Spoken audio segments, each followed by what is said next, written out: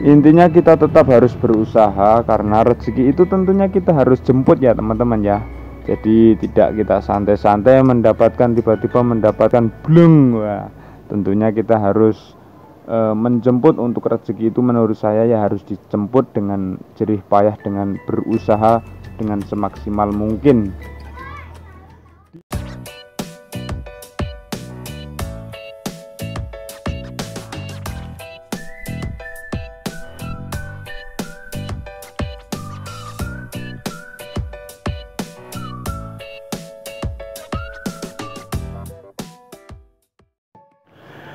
Kula nuwun lur, assalamualaikum warahmatullahi wabarakatuh. Selamat gini hari untuk teman-teman semua. Mudah-mudahan teman-teman semua selalu diberikan nikmat sehat walafiat, dilancarkan untuk setiap usaha dan pekerjaannya, dan dimudahkan untuk segala urusan-urusannya. Amin, Allahumma amin.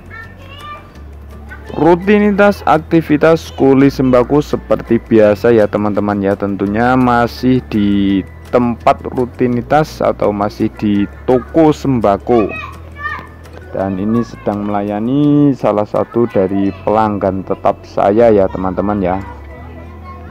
Mengenai warung sembako yang sedang kita kembangkan, mengenai warung sembako yang sedang kita rintis, tentunya benar-benar kita harus jeli dan selalu mengamati apa yang kiranya kita harus koreksi dan kita harus benahi di diri kita dan juga di usaha kita ya teman-teman ya.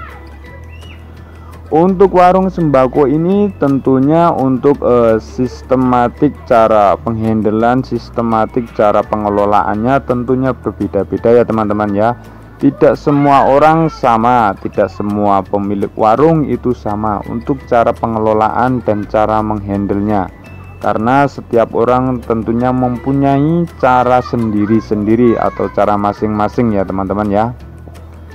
Warung sembako atau warung kelontong yang biasa dijumpai, mungkin teman-teman sudah tidak asing lagi mengenai warung sembako atau toko kelontong ini ya.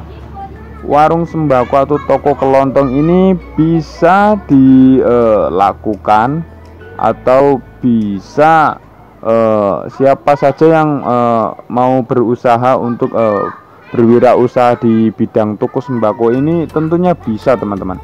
Dari segi golongan para muda-mudi, dari segi golongan paruh baya, dan juga dari segi golongan emak-emak, embok-embok, embak-embak itu juga masuk dalam kategori ya teman-teman ya. Dan tentunya ini untuk niat untuk berbuka atau berwirausaha di bidang usaha warung sembako ini tentunya juga harus diniati di dalam hati ya teman-teman ya. Diniati dalam hati benar-benar dan sungguh-sungguh teman-teman.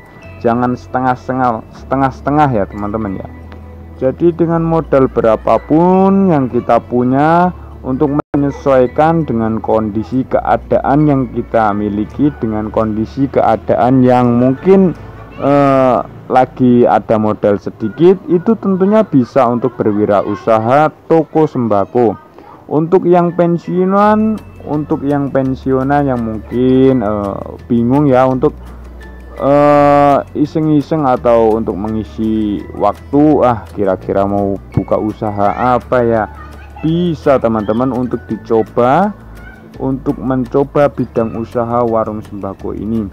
Dikarenakan untuk bidang usaha warung sembako ini tentunya tidak begitu maksudnya tidak begitu ngepres ya untuk kita waktunya. Untuk jangka panjangnya dari segi barang yang kita jual tentunya tidak begitu merepotkan lah menurut saya.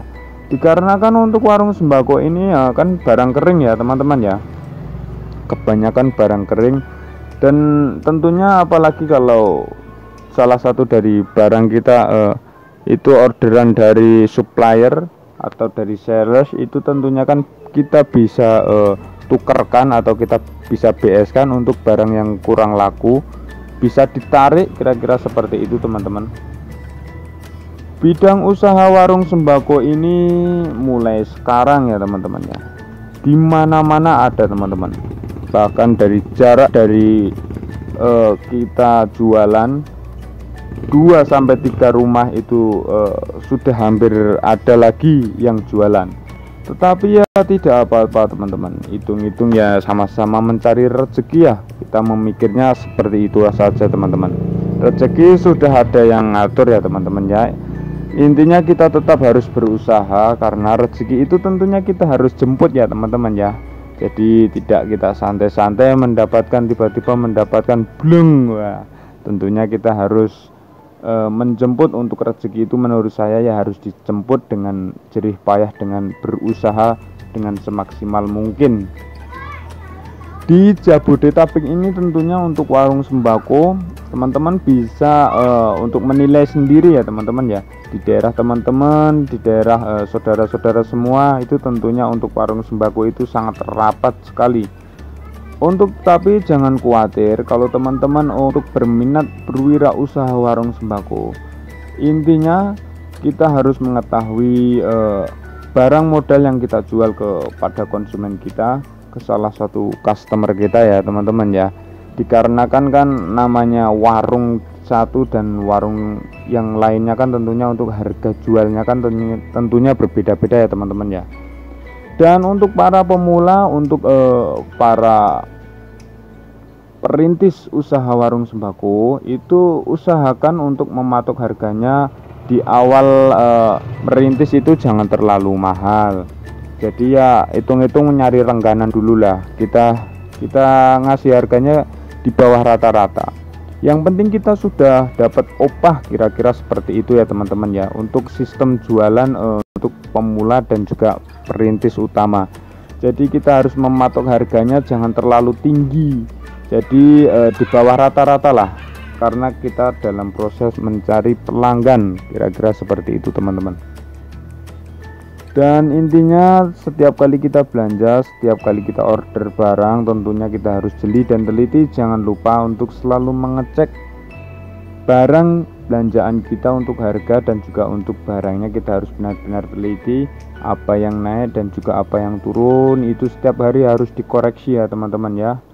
Satu persatu kita koreksi. Kalau ada yang turun ya kita turunkan, kalau ada yang naik ya harus kita naikkan, kira-kira seperti itu. Oke teman-teman, mungkin disambung di lain waktu. Untuk sharing kali ini mungkin cukup sekian ya teman-teman ya. Mudah-mudahan sedikit ada manfaatnya.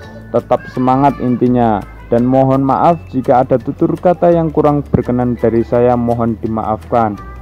Wabillahi taufik wal hidayah, waridho wa inayah. Wassalamualaikum warahmatullahi wabarakatuh. Matur nuwun.